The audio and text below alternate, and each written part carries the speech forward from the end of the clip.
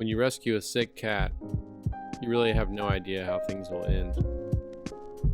You just begin.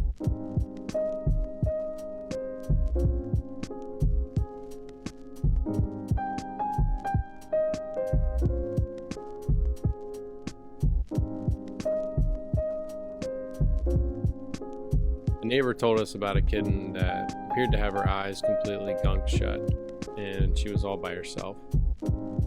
They hadn't seen her eat in days.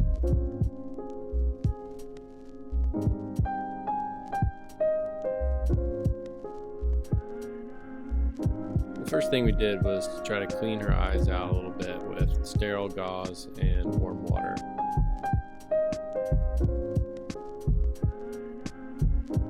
We didn't have a foster room available, so we used a crate lined with newspaper and a carrier and a couple of temporary supplies to get her set up. She also had an upper respiratory infection, and that can be dangerous because it eliminated her sense of smell, which reduced her appetite. We were able to gently syringe feed her with a little bit of kitten milk replacer mixed up with chicken baby food and kitten pate. Then it was time for a standard flea bath, which we give to all new kittens. And we can just use a little bit of Dawn dish soap for that and a flea comb to get any remaining fleas. And after several stressful days outside, she was pretty zonked out.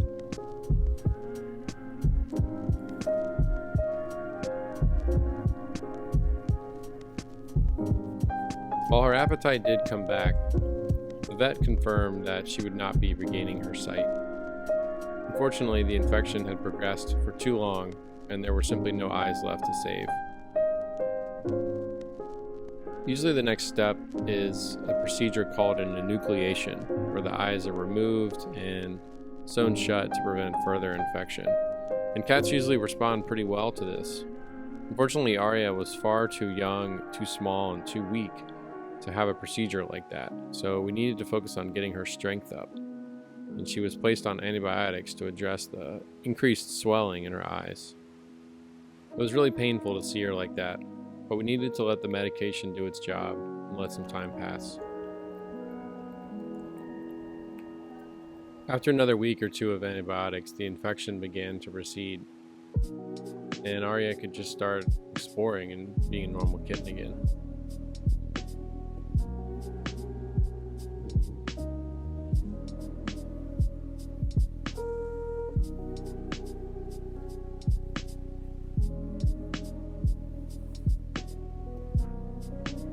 Raising a solo kitten is challenging when they don't have their mother or siblings, who often teach them how to play and wrestle. And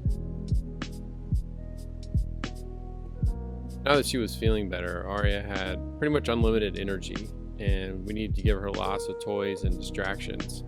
It's important not to let kittens play with or bite your hands, because that can be difficult behavior to discourage later on.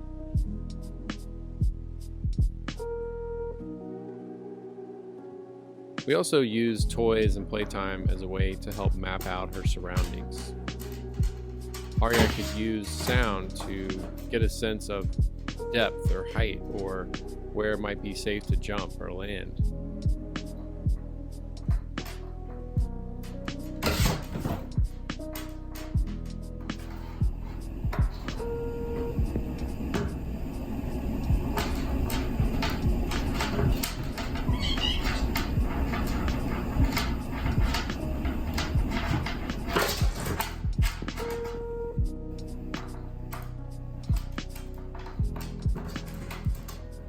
We decided it was time for Aria to have a brother, so we recruited a foster kitten from another rescuer who might be a good fit.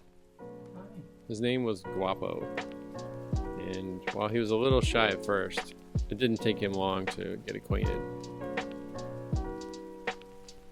We figured if they could get along, then Aria would have a playmate, and when she finally gets adopted and moves into a forever home, she has a little bit of stability with her brother by her side. And that could make transition to a new space a little easier. Just like Aria, Guapo came from the streets of Brooklyn, and he was pretty excited about VIP life.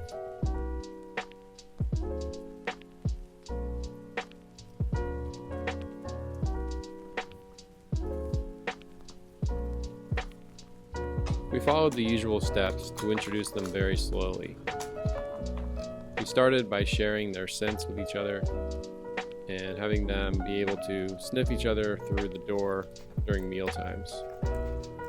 Gradually, we were able to do more supervised playtime, first with 2 separate toys, and then eventually we were able to bring them together to play with the same toy.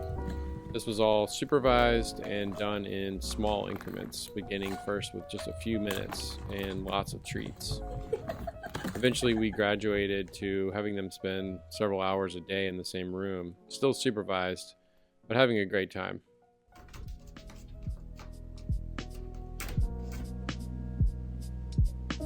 Of course, nothing brings cats together like food.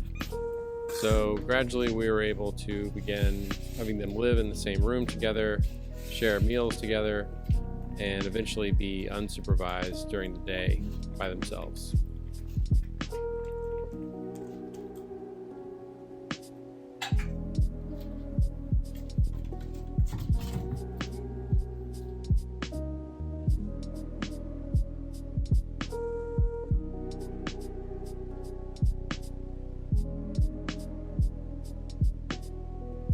Aria seemed to really enjoy having a big brother. She was getting settled in, feeling more comfortable with her space, still getting a chance to explore and have a lot of fun.